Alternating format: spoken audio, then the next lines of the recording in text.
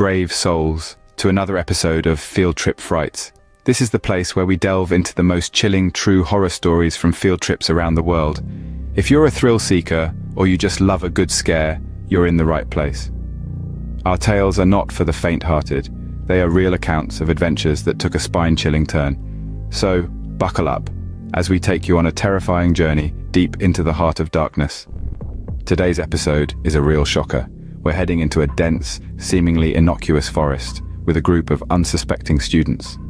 Little do they know, their educational adventure is about to turn into their worst nightmare. Stay tuned, because the unseen terror is about to reveal itself. Remember, these are real stories, real frights, and real consequences. So let the story begin. In the very core of the dense forest, a congregation of students found themselves locked in a chilling standoff with an unseen entity. Their day had started ordinarily, like any other field trip. The morning air had been bursting with thrill and anticipation as the students set off on what was meant to be an enlightening journey into the wilderness.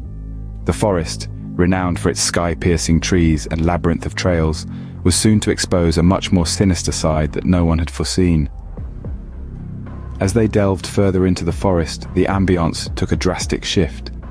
The cheerful birdsong that had serenaded their morning journey dwindled into an uncanny quietude. The rustling leaves and the murmuring wind began to sound like hushed, indecipherable whispers. It was as if the forest had suddenly found a voice, echoing a foreboding welcome. Soon, the students began to experience strange, unexplainable phenomena. Echoes of footsteps seemed to stalk them from behind, but upon turning, they were only met with the dense, unfathomable greenery. Inexplicable whispers seemed to emerge from nowhere and everywhere simultaneously, infiltrating their ears with an unsettling symphony of dread. Rustling in the undergrowth amplified, growing more frantic, yet no creature or bird was in sight. The sensation of being observed intensified to an almost tangible level. The unseen entity was there, hidden in the gloom, scrutinizing their every move. It felt like a stealthy predator, toying mercilessly with its frightened prey in an eerie game of cat and mouse. The students could sense its presence, an oppressive, malevolent force that remained unseen, its identity as elusive as the wind. Their reactions ranged from disbelief to terror, a growing understanding that they were not alone, and certainly not welcome.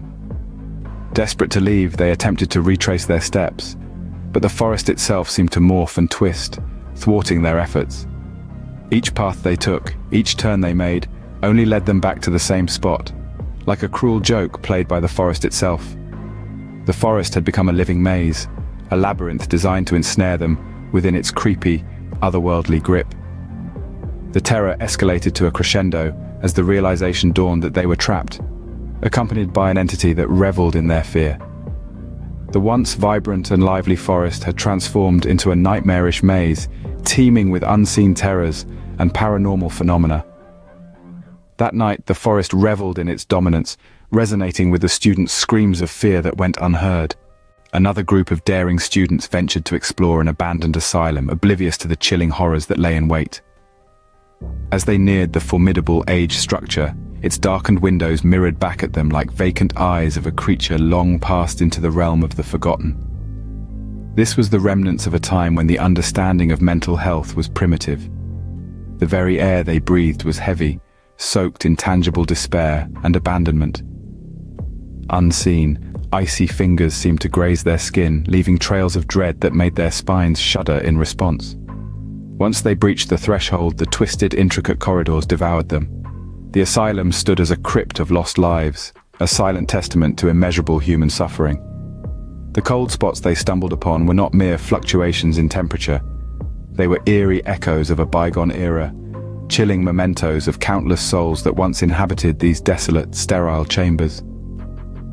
Next began the soft whispers, barely audible at first, like a sigh borne by the wind.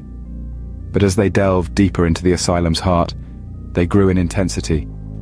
They heard their names uttered in hushed, inviting tones from the dark recesses, voices from realms beyond reality, pleading for acknowledgement, yearning for release. Then the shadows shifted. They were not mere illusions of light, but sentient darkness that seemed to observe them, follow their every move. They hid in corners, flitted across hallways, and danced teasingly at the edges of their vision. The students could feel the weight of unseen gazes, feel the reality of a presence that was as tangible as it was immaterial. Their equipment started to glitch. Torches flickered erratically, cameras blurred, and batteries mysteriously drained, as if the asylum itself was leeching their energy, thriving on their mounting fear and disorientation.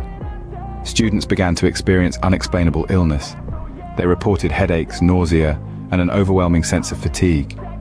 The oppressive aura of the asylum seemed to seep into their bodies, sapping their strength, their will. They were intruders in an unknown realm, trespassers in a that rejected them. The grim revelation hit them belatedly. They were not alone.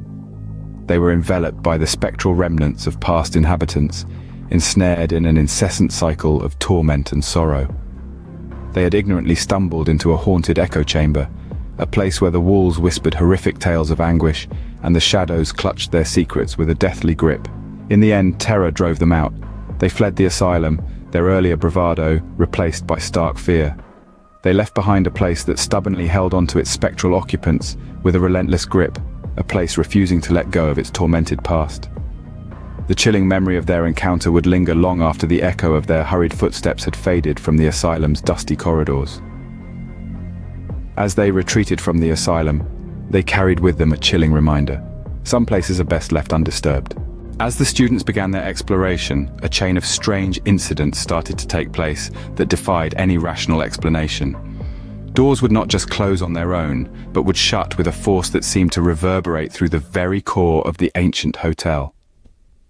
The closures were so sudden and intentional that the students could almost hear the doors gasping their satisfaction at having slammed shut. The students tried to brush these occurrences off with nervous laughter, attributing it to capricious winds or the old building's quirks. But their feeble attempts at humor rang hollow in the eerie silence of the hotel, and their forced mirth echoed uneasily through the antiquated halls. The oddities didn't stop at the doors. The lights in the hotel began to behave in a frightening manner.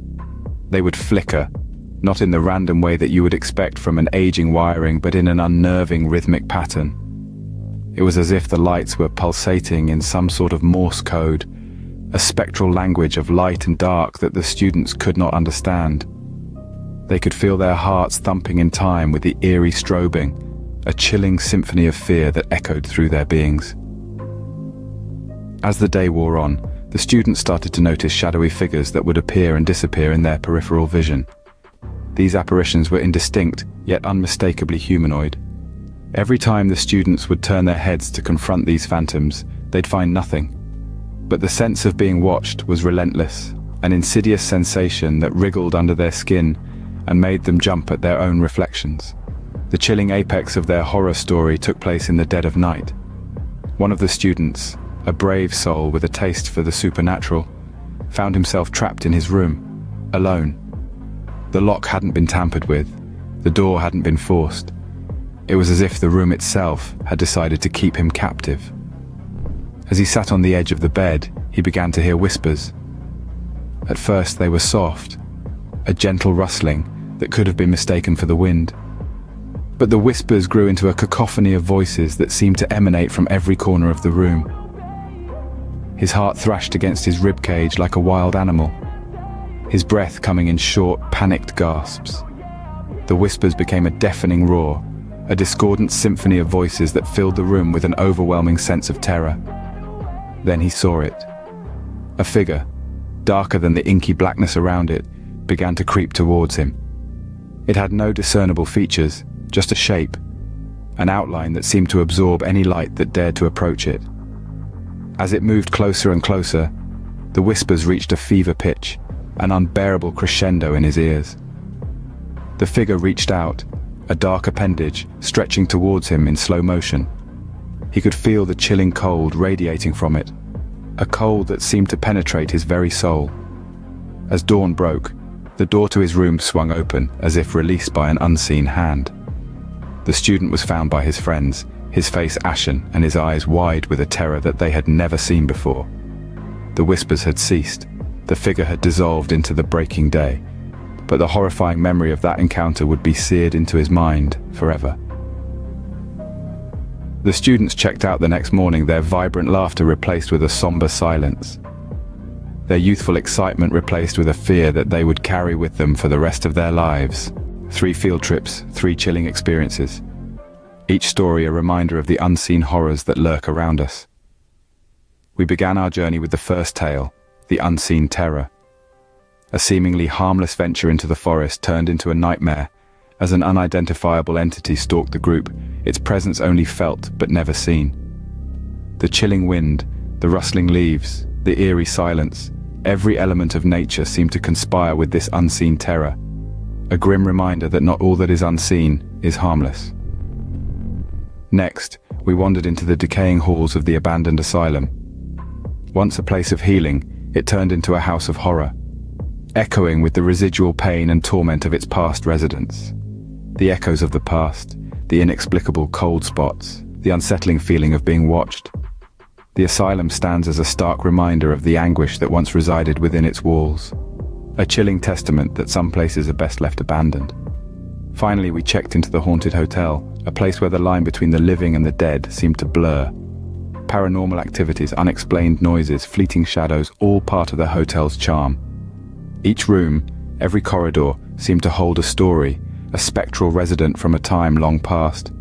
A haunting reminder that sometimes the walls do talk, and they tell tales of horror and despair.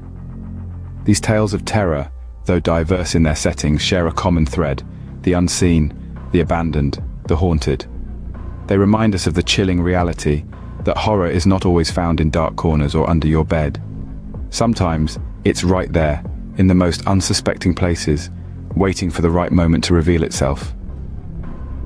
Remember, the next time you plan a field trip, be careful where you go, for you never know what horrors await you in the most unsuspecting places.